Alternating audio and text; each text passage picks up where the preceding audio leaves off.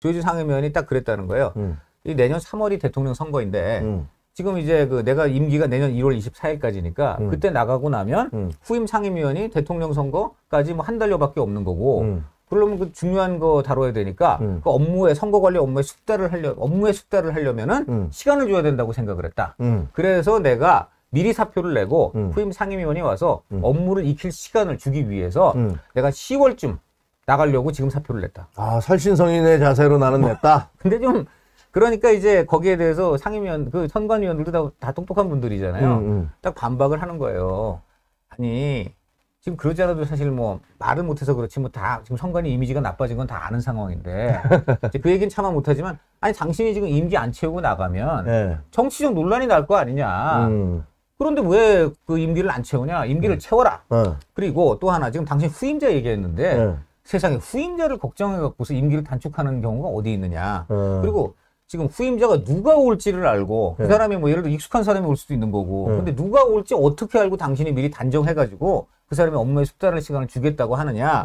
또 상임위원이 사실 선거를 다루는 거는 상임위원이 아니고 사무총장과 사무처 직원들이 하는 거고 상임위원은 이제 최고 의사 결정에 관여만 할 뿐이고 그러니까 선거를 서로 모르는 사람이 와도 얼마든지 할 수가 있다. 그러니까 당신은 그런 그 좀 그런 쉽게 말하면 이제 말이 안 되는 설명은 그만두고 임기를 채우는 게 선관위의 이 명예와 권위를 유지하는데 이게 맞는 길이다. 이런 취지로 얘기를 한 거죠. 아, 그렇군요. 근데 굉장히 명쾌한 얘기죠. 그리고 그 얘기를 하니까 다른 선관위원 한두 명도 아주 그 말씀이 맞는 것 같다. 조 상임위원님 임기 채우세요. 이런 이제 동조 의사를 나타냈다고 하는데 그걸 전부 조혜주 상임위원은 한마디도 안 하더라는 거죠. 답변을 안 했대요? 한마디도 안 하고 묵묵부답으로 일관을 했다는 겁니다. 아니, 조혜주 선관위원이 갑자기 이 사퇴를 했는데 사의를 표명을 했습니다. 그래서 이게 도대체 무슨 일이냐. 근데 이게 결코 간단한 문제가 아니에요. 지금 계속 우파 진영에서 주장하고 있는 부정선거 논란, 이거하고도 좀 관련이 있는 게 아닌가 이런 생각이 들고요. 그리고 또 선관위원을 미리 바꿔서 장기적으로 자기들이 어떤 대비를 하겠다. 내년 대선에 대비를 하겠다라는 뭔가 좀 음험한 그런 음모가 있는 게 아닌가. 이런 생각도 들거든요. 그래서 우리 이제 강찬호 기자한테 뭐 여기 보니까 강찬호 기자님 반갑습니다. 뭐 이런 네, 나오고요. 네, 네. 그 임도현님은 김진전 논설위원이나 전현기 칼럼니스트도 좀 모셔달라. 알겠습니다. 대선배님들이시네. 네, 그렇죠. 네. 뭐 한번 모셔보도록 하겠습니다. 자, 일단 강찬호 기자, 네. 시청자들한테 인사 한 말씀 하시죠. 네, 여러분 안녕하십니까. 지난번에 한번 우리 김종혁 선배께서 이제 불러주셔서 나왔는데 굉장히 이제 과분하게 저 칭찬해 주시고 또 여러 가지로 청원해 주셔서 너무 감사드립니다. 굉장히 부족한데 그래도 또 재미있게 들어주셨기 때문에 오늘도 뭐 조금 더 새로운 소식들이 있다고 해서 김종혁 선배가 이제 부르신 것 같습니다. 오늘도 뭐 최선을 다해서 여러분께 제가 알고 있는 정보를 이렇게 전해드리겠습니다. 그래요. 알겠습니다. 자, 강찬호 기자가 그러면 오늘 순서를 어떻게 하려고 하냐면요. 10시 반까지는 강찬호 기자와 이 얘기를 좀 해보고요. 그 다음에 10시 반 이후에는 제가 이제 원래는 할 말 다에 앞순서에서 했던 거 뉴스 브리핑과 뭐 이런 것들을 뒤로 좀 옮기겠습니다. 왜냐하면 강찬호 기자가 10시 반 이후에 이제 일정이 있어서 10시 반까지밖에 할 수 없다고 합니다. 그러니까 그 얘기를 해보겠는데, 자, 지금 이제 강 기자하고 이 조혜주 선관위원은 왜 갑자기 사표를 낸 것이냐, 그 비밀에 대해서 제가 이제 한번 논의를 해보도록 하겠습니다. 자, 강 기자. 네. 그 조혜주 그 선관위원장 상임 선관위원이죠. 네, 네, 그렇죠. 네. 상임 선관위원이라는 게 상임위원은 장관급인데 쉽게 말하면 선관위는 중앙 선관위는 9명의 최고 의상 결정 기구인데요.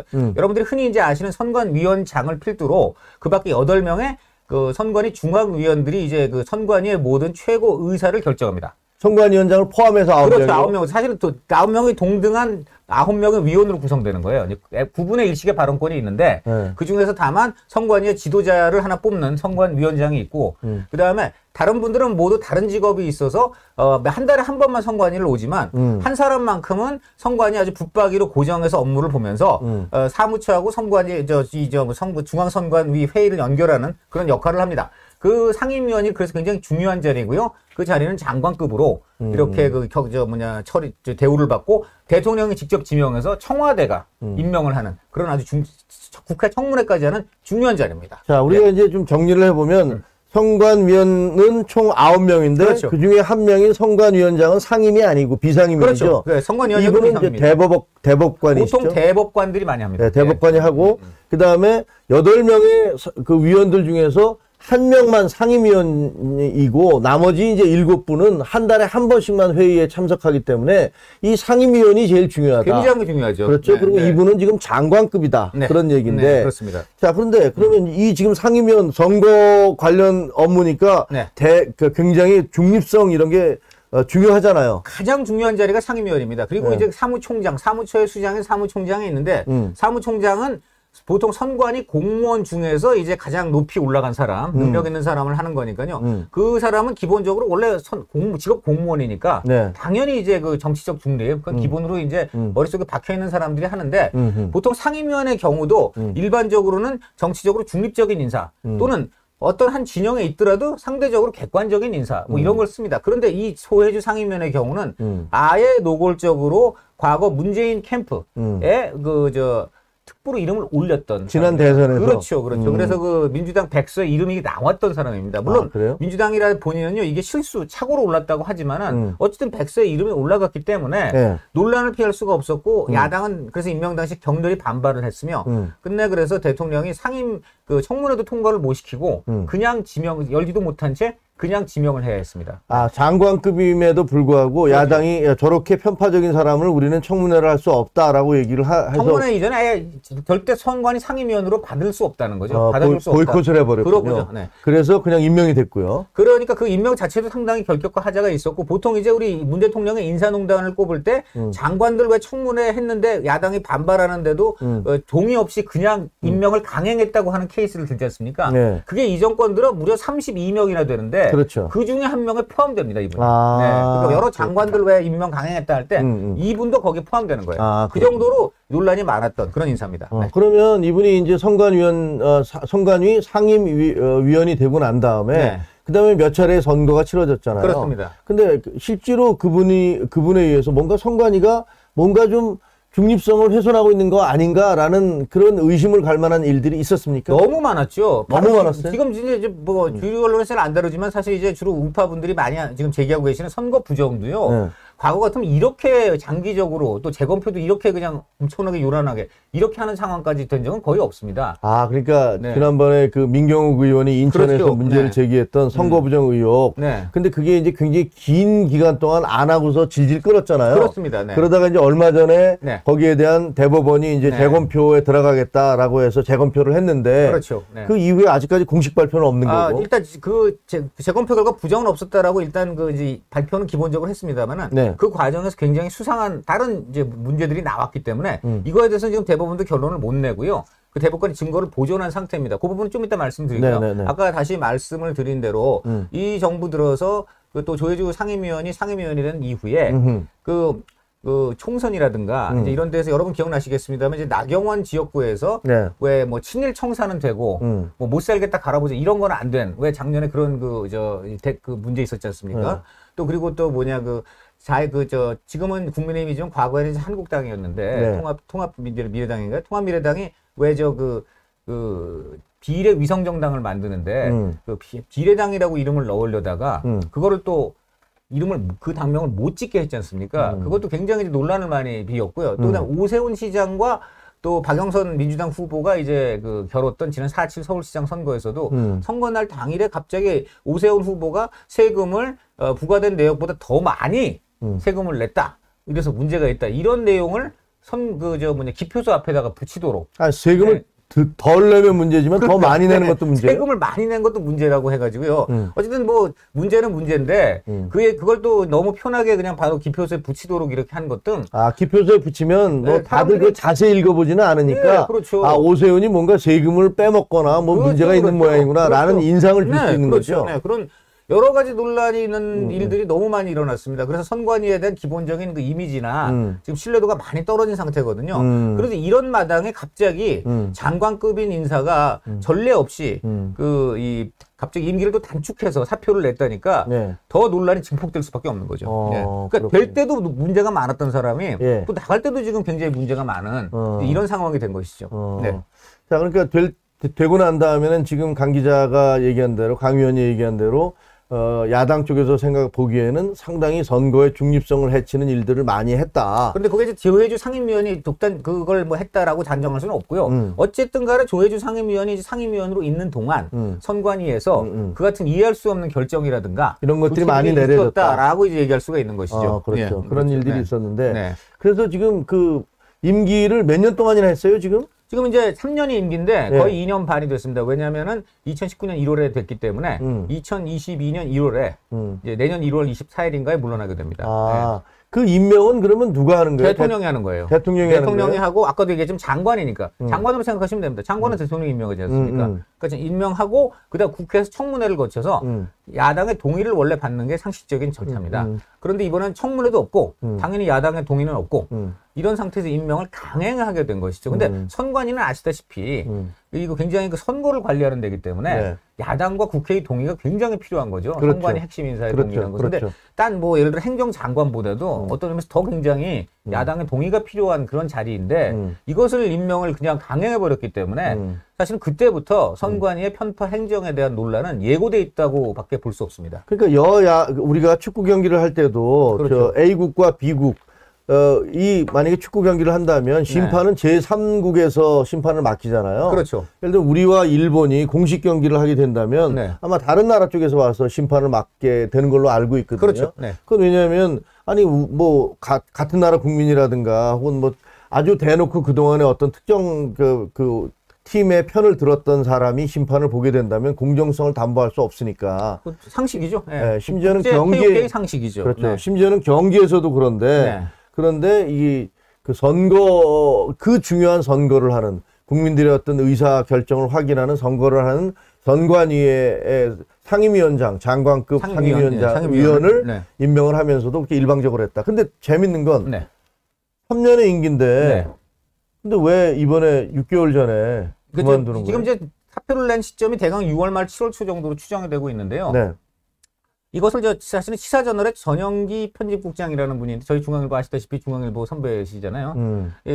이분이 이제 시사저널에 가가지고 거기서 본인이 그 시사저널 보도로 사실 특종을 한 사람입니다. 지난 주말에 시사저널에서 최초로 이제 칼럼 형식으로 이게 보도가 됐고요. 그래서 이제 세상에 드러난 것인데요.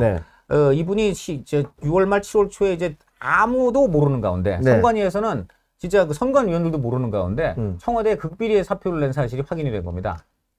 아니 왜 사표를 냈는데 극비리에 내야죠? 아니 그것부터가 좀 이상하죠. 왜냐면은 선관위원들 같은 동료 선관위원들도 저는 모르는 상황이었어요. 그래서 제가 사실은 이 기사가 난 다음에 선관위 쪽에 물어보니까 모르고 있더라고요. 냈냐고 왜 반문을 하는 그런 상황이었어요. 그러니까 그 시사저널에서 보도가 나간 다음에 강 기자가 선관위 쪽에다 전화를 했더니 선관위에서도 모르고 있더라. 선관위 물론 이제 밑에 간부라든가 이런 사람들은 아는데 이 위원단 쪽에서는 모르는 그런 반응이 나왔습니다. 아니 그랬습니까? 라는 반응들이 나왔습니다. 놀랬고요. 저도 놀랐습니다. 그러니까 어떻게 동료 상임위원들도 안 알려주나, 동료 위원들한테도. 그래갖고 이제 제가 취재를 해봤더니, 그 기사가 이제 시사저널 기사가 이제 나오고요. 그 다음에 저희 중앙일보가 또 이제 다시 한번 또 확인 취재를 해서 아마 조혜주 본인의 이제 말을 듣고서 다시 한번 저희가 단독으로 올렸습니다만 지난 월요일, 그러니까 사흘 전이죠. 월요일 날 선관위가 매달 한 번씩 여는 원래 회의가 열립니다. 그때 아까 말씀하신 대로 위원들이 모이는 거죠. 그 모이는 장소에서, 회의에서 이제 어떤 위원이 조혜주 상임위원 이제 나오니까 아니 내가 보니까 무슨 시사저널 보니까는 당신 사표 냈다는데 이게 금시초문이다 맞냐 이제 물어본 거예요. 그러니까 조혜주 상임위원이 그거 그러지 않아도 말씀드리려고 그랬는데 어떻게 뭐 기사가 나온 모양이다. 위원님들 다 오시면은 9명 다 모이면 얘기하겠다. 그렇게 해가지고 이제 9명이 다 모이니까 조혜주 상임위원이 딱 그랬다는 거예요.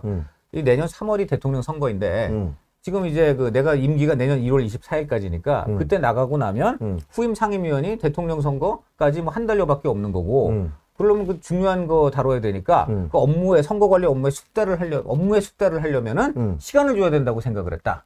그래서 내가 미리 사표를 내고 후임 상임위원이 와서 업무를 익힐 시간을 주기 위해서 내가 10월쯤 나가려고 지금 사표를 냈다. 아, 살신성인의 자세로 나는 냈다. 근데 좀 그러니까 이제 거기에 대해서 상임위원 그 선관위원들도 다 똑똑한 분들이잖아요. 딱 반박을 하는 거예요. 아니 지금 그러지 않아도 사실 뭐 말을 못해서 그렇지 뭐 다 지금 선관위 이미지가 나빠진 건 다 아는 상황인데 이제 그 얘기는 차마 못하지만 아니 당신이 지금 임기 안 채우고 나가면 네. 정치적 논란이 날 거 아니냐. 그런데 왜 그 임기를 안 채우냐? 임기를 채워라. 그리고 또 하나 지금 당신 후임자 얘기했는데 세상에 후임자를 걱정해 갖고서 임기를 단축하는 경우가 어디 있느냐. 그리고 지금 후임자가 누가 올지를 알고 그 사람이 뭐 예를 들어 익숙한 사람이 올 수도 있는 거고 근데 누가 올지 어떻게 알고 당신이 미리 단정해가지고 그 사람의 업무에 숙달할 시간을 주겠다고 하느냐. 또 상임위원이 사실 선거를 다루는 거는 상임위원이 아니고 사무총장과 사무처 직원들이 하는 거고 상임위원은 이제 최고 의사 결정에 관여만 할 뿐이고 그러니까 선거를 설사 모르는 사람이 와도 얼마든지 할 수가 있다. 그러니까 당신은 그런 그 좀 그런 쉽게 말하면 이제 말이 안 되는 설명은 그만두고 임기를 채우는 게 선관위의 이 명예와 권위를 유지하는데 이게 맞는 길이다. 이런 취지로 얘기를 한 거죠. 아, 그렇군요. 근데 굉장히 명쾌한 얘기죠. 그리고 그 얘기를 하니까 다른 선관위원 한두 명도 아주 그 말씀이 맞는 것 같다. 조상임위원님 임기 채우세요. 이런 이제 동조 의사를 나타냈다고 하는데 그걸 전부 조혜주 상임위원은 한마디도 안 하더라는 거죠. 답변을 안 했대요? 한마디도 안 하고 묵묵부답으로 일관을 했다는 겁니다. 아니 근데 그 다른 다른 위원들이 한 질문 중에서 아니 당신이 후임이 누가 올 줄 알고 무슨 그런 소리를 하느냐. 그렇죠. 네. 예를 들면 뭐 선관위에 대한 경험이 많은 사람이 올 수도 있는 건데 네. 당신 그러니까 그 얘기를 얼핏 듣기에는 아 이거 무슨 청와대하고 서로 다 짜고서 이미 후임 누구 할 거 다 정해놓고 이러는 거 아니야? 라는 그런 의심이 드네요. 단정을 할 수는 없지만 이제 그 말이 그런 의심을 부를 수 있는 빌미를 주는 말이면 틀림없죠. 왜 후임자를 미리 마치 익숙하지 않은 사람이 올 것이냐 단정을 하고 그래갖고는 전임자가 무려 6개월이나 임기가 3년인데 6개월이나 10월, 11월, 12월, 1월이니까 4개월이나 단축한다는 게 상식적으로 좀 납득이 안 되는 거죠. 납득이 안 되지. 네, 그렇죠. 아니 그러면 이 사람이 이제 그 6개월 전에 하면 지금 이제 후임을 임명할 거 아니에요. 후임을 언제든지 그러니까 예를 들어 이렇게 되는 겁니다. 이분이 이제 사표를 냈는데 사표 수리 권한은 당연히 문 대통령한테 있습니다. 문 대통령이 사표 수리 안 하면 또 그냥 가는 거지만 사표 수리를 한다 하면 사표가 수리된 그날부터 문 대통령은 얼마든지 이제 바로 이 상임위원을 후보를 지명할 이제 권한을 갖게 됩니다. 아니 우리 카투샤님은 선관위원은 국회 동의 필요 없죠 하는데 국회 동의 필요하잖아요. 동의는 필요 없지만 청문회는 해야 되죠. 장관으로 생각하시면 돼요. 장관이니까. 장관으로 생각하시면 됩니다. 네. 그러니까 다시 얘기하면 그 만약에 이 조혜주 상임위원이 나간 다음에 문재인 대통령이 자기 임기 중에 다시 임명을 하면 이 사람은 또 3년을 임기를 채울 수 있는 거 아니에요? 바로 그겁니다. 그러니까 지금 또 하나의 문제가 나오는 게 내년 1월 24일 날 조혜주 상임위원이 관둔다고 한다면 임기대로 그러면 이제 문 대통령은 그 전후에 이제 해야 되는데 뭐 12월이나 1월 그때는 사실 문 대통령은 지금보다 훨씬 더 레임덕이 될 수밖에 없지 않습니까? 그렇죠. 그렇게 되기 때문에 좀 더 그 상임위원 후보를 지명함에 있어서 상대적으로는 야당의 요구를 더 수용하지 않을 수 없는 상황으로 가겠죠. 그런데 지금은 그때보다는 아무래도 더 힘이 있는 상황 아니겠어요? 그렇지. 그런데 지금 만약에 조혜주 상임위원이 10월 나가는 걸 예정하면서 또 사표는 지금 내서 수리를 해버린다고 하면은 문 대통령은 지금부터 물색을 할 수가 있고 그 다음에 예를 들어 청문회도 10월 달에 일사천리로 해가지고 뭐 야당 말 안 들으면 또 그냥 강행할 수도 있고 이럴 수가 있거든요. 야, 그러니까 그 강의원 얘기 들으니까 그 저희도 뭐 다 정치부 기자를 했으니까 그러니까 내년 1월일 같으면 만약에 조혜주 씨가 원래 임기대로 마치고 1월 달에 나가면 그때는 이미 그 집권 여당에서도 후보가 뽑힌 상황이잖아요. 그럼요. 그리고 야당에서도 후보가 뽑힌 상황이고. 그러니까 이 둘 다 아주 치열하게 경쟁을 하고 있을 텐데 그 와중에 선관위원을 굉장히 편파적인 사람을 임명을 하게 되면 그것이 아주 심각한 정치적인 논란이 될 수가 있잖아요. 그렇죠. 근데 만약에 지금 임명해버리면 지금 아직 대통령이 힘이 셀 때 슬쩍 임명을 해버리면 양쪽에서 지금 각자가 후보들 자기 선거운동하느라고 바쁘니까 그냥 두리뭉술이하게 그냥 넘어갈 수도 있는 그런 정치적 계산을 했을 수도 있다. 그렇죠. 뭐 어쨌든 간에 논란은 분명히 일어납니다. 야당은 이 소식을 듣고 지금 전투 모드 이미 돌입했습니다. 제가 어제 김기현 원내대표라든가 야당 쪽 사람들 이제 들었는데 완전 알박기 꼼수다. 알박기 꼼수다. 그러니까 쉽게 말해 대통령이 아직 힘이 있을 때 자기 마음에 드는 그러니까 조혜주처럼 자기 말에 자기 입장에 아주 꼭 드는 그런 또 하나의 친문 인사를 상임위원으로 앉히기 위해서 조혜주를 조기에 드러내고 거기다가 알을 박으려는 꼼수다 이렇게 그 원내대표가 규정을 하더라고요. 근데 우리 왕 의원님 그 시청자님은 선관위원은 지금 바뀐다 해도 정권 교체 후 선관위원 조혜주 자리 교체가 불가능한지요? 이건 안 되는 거잖아요. 안 되죠. 왜냐하면 상임위원은 3년 임기가 보장돼 있습니다. 임기가 보장돼 있는데 굳이 이렇게 임기를 단축해서 나간다는 것 자체가 이상한 거죠. 아니 예를 들면 그 감사원장이나 그 검찰총장은 정권이 막 핍박을 했잖아요. 그렇죠. 당신 철학과 대통령 철학과 맞지 않으면 사표 내세요. 그다음에 당신 빨리 심지어는 동반 사퇴하는 말까지 그렇죠. 하고. 그래서 그분들이야 쫓겨나듯이 나간 거지만. 그렇죠. 이 사람이야 어떻게 보면 조혜주 그 선관위 상임위원은 정권과 아주 밀착한 인사라는 그런 비판을 받아왔는데. 그렇죠. 느닷없이 난데없이 사표를 내는 건 분명히 논란을 그런 꼼수가 있다는 거죠. 그리고 또 하나 중요한 게 이제 사무처 인사인데요. 12월 1일 날 정기 인사가 있습니다. 선관위는 항상. 그런데 이제 이것은 보통 상임위원이 그 인사는 사무총장의 초안을 만들지만 상임위원이 보고 의견도 내고 좀 조절할 수가 있어요. 영향을 미칠 수가 있는데 그런데 이제 12월 1일인데 조혜주 상임위원이 예정대로 1월 말에 간다고 하면 12월 인사는 사실상 다음 달에 나갈 상임위원이 12월 인사를 주무를 수가 없잖아요. 이 사람 한 달 뒤면 나갈 사람인데 이 사람이 당신이 무슨 힘이냐? 이렇게 돼가지고 사무총장 주도로 그냥 인사가 될 가능성이 높습니다. 그런데 사무처 직원들이 얼마나 중요하냐면 내년 3월 대선, 내년 6월 지방선거 두 개를 이제 진두지휘 현장에서 다 보게 되고 관할하게 되는 게 사무처 직원 수천 명입니다. 2천여 명이서. 근데 이 사무처 직원들에 대한 인사를 친정권 쪽으로 하고 싶다고 만약에 가정을 해본다면 어떻게 하겠습니까? 자, 그러면 아무래도 조혜주 상임위원이 영향을 미치는 게 좋은데 이 사람은 인사가 단행될 시점에 곧 나가버렸어. 임기가 끝나서 이제 그야말로 시계만 보고 있는 사람이에요. 자, 그러니까는 이 부분도 그러면 조혜주를 차라리 빨리 10월에 그냥 내보내고 새로 상임위원은 10월 말쯤에 임명을 하면 그 사람은 임기 3년에 그야말로 이제 막 새로 충전이 된 그야말로 빵빵한 신임 상임위원이 돼가지고 이 사람은 11월 내내 진행될 인사에 영향을 미칠 수가 있게 되는 거죠. 자, 정말 어떻게 보면 꼼수로 치면 꼼수 머리 굴리는 거 보면 정말 대단하다 그런 생각이 들긴 하는데 그런 얄팍한 수순을 모를 정도로 국민들이 바보는 아니라고 생각되는데